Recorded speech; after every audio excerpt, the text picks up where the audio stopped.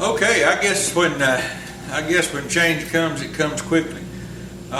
Just took in another project right there, another piece of furniture to work on. I normally don't do restoration on furniture, especially if it's older. That's kind of a highly specialized thing right there, and normally I don't do it, but on some pieces I will, depending on what they are and what the customer wants done to them. So what I've got behind me here is a cabinet.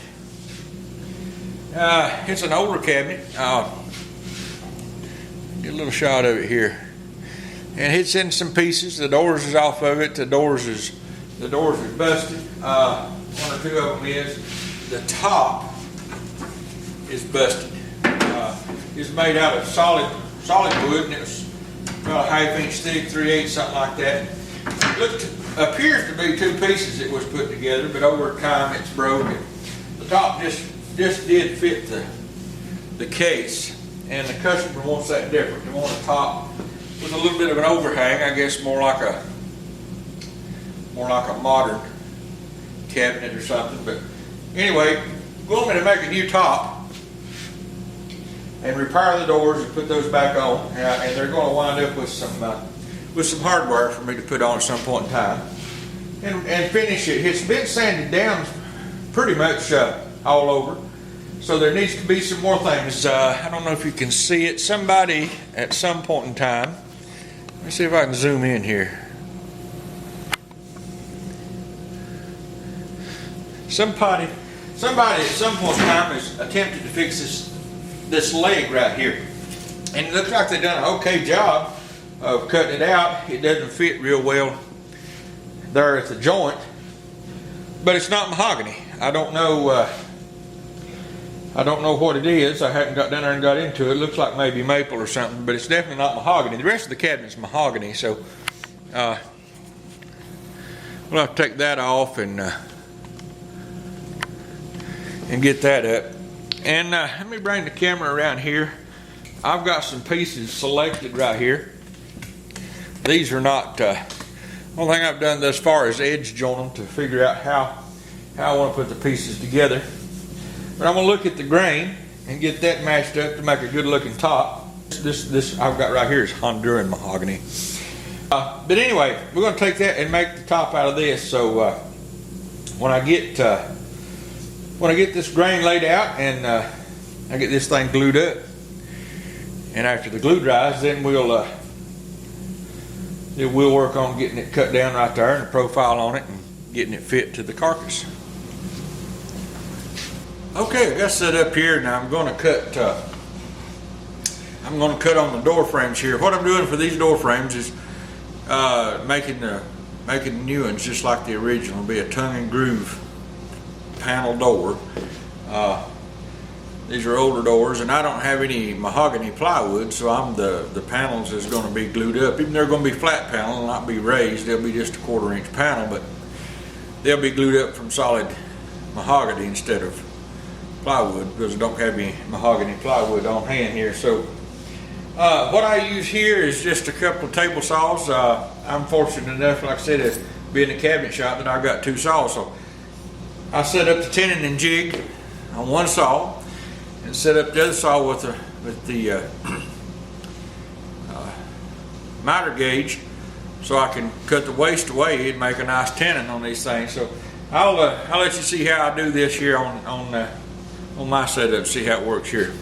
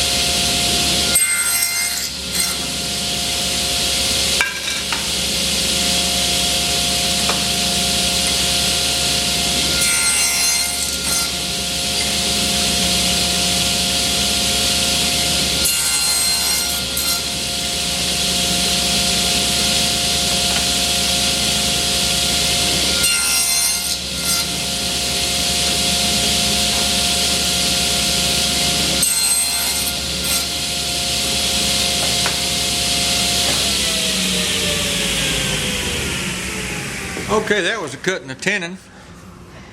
Now, move over here to the other saw. And what we're going to do now is cut the waste away. I've already cut the 1/4-inch groove in here. I just used a dado blade set up on the saw to cut this 1/4-inch groove. So now we've got the cheeks here that's waste. So we're going to take and lay these down on the saw. Take the miter gauge, and I've got me a stop set up right here, and I can got the blade height set, and I'll be able to cut this waste right away on these cheeks.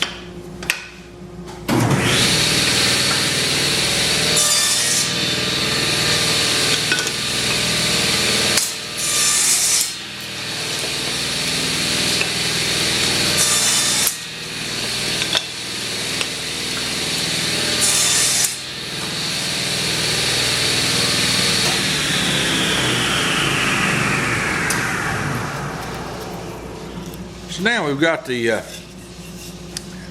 tenon cut here. This fits in the 1/4-inch groove on the stiles. These are the rails, and so the panel fit right in here, and these fit right in the grooves and the stiles. Put that thing together, and we have a completed door. So anyhow, that's my setup on that. I want to just take a quick second to show how that worked here in the shop. And like I said, I know I'm rather fortunate to have two saws. I normally keep a dado blade on one saw when I'm doing a cabinet work. I dado most of my tops and bottoms and things like that together when I go to building carcasses. So I keep one saw set up with a dado blade, and big cabinet saw here with the outfeed and everything for the rest of it. But anyway, that works, and it's certainly no problem. You can cut your dado grooves in your wood if you're making them on one table saw. Like I said, I used a dado sack for this, just a 1/4-inch.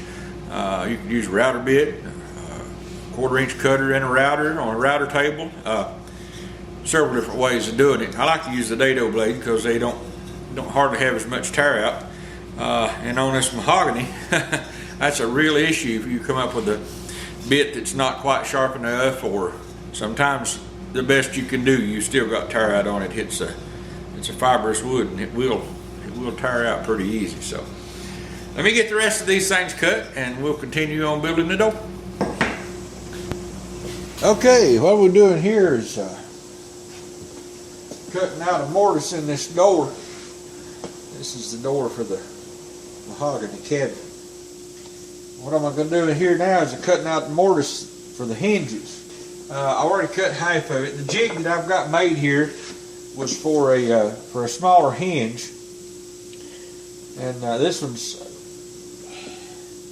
not quite twice the size of the smaller ones that I made the jig for. But instead of making another jig, I'll just make 2 cuts on each one of those. I set the jig up, cut it, and then move it and cut it again. And I can get it cut out here. Just have to move the jig. So we'll cut the second cut on this first hinge.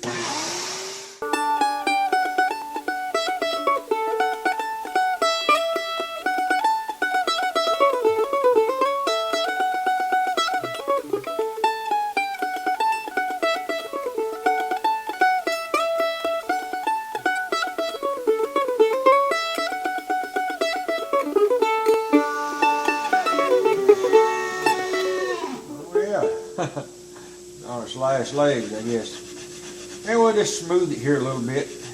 Rest the burrs. Just smooth it up a little bit, and it'll be ready to go. It's actually a pretty good method. See, here's a mortise. And I may have to come back in and tweak it. You can always make it bigger. If you get your hole too big to start with, then you're really in trouble.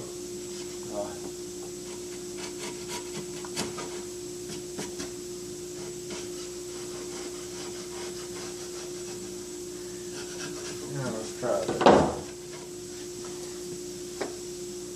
Oh, that's going to be just marvelous. Marvelous. Just about perfect. sure is. So that'll hinge it. That'll be great. All right, now all we need to do is just cut the other one on the other end here. Got another one, and I'll refrain from videoing that. I thought it might be interesting to see how to cut the mortise in that door for that hinge. So I'll go ahead and cut the other one, and then we'll take it over here and fit it to the cabinet, and we'll continue on. Okay, we're getting ready to put these doors in the cabinets here, and I didn't video it. It required a right smart of work to repair this damage that was on this cabinet. I'm going to spin the camera around here and show you what I'm talking about. I can get up here where I can see it. People has worked on it over the years and had different hinges on it, and the wood was tore out and busted in several different places. So, I don't know, I was at odds on the best way to fix it. So what I actually done,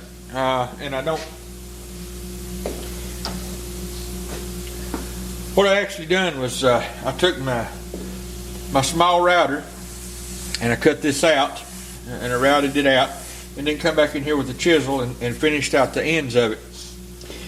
And then I made a replacement piece to go back in there, and I glued the hinges to that piece. So what it does is it fits right in here, and I can glue the thing in. It repairs all the damaged wood that was there, and it's got the hinges already mounted on it. So when I glue it back in here and get it finished, it's almost, it'll be almost undetectable. I did the other one up here, the other door, and I'll spin the camera up here in just a second and let you see that. Of course, it was the same way. All three doors was in that same condition. So I did the other door. It turned out really great. You can't, I think by the time I actually get it sanded down on its final sanding and some finish on it and get it cleared, I don't think you'll be able to tell it. I think it's going to be a seamless repair. So anyway, that was the purpose for all this, because there was all this damage. I don't know if the camera shows up.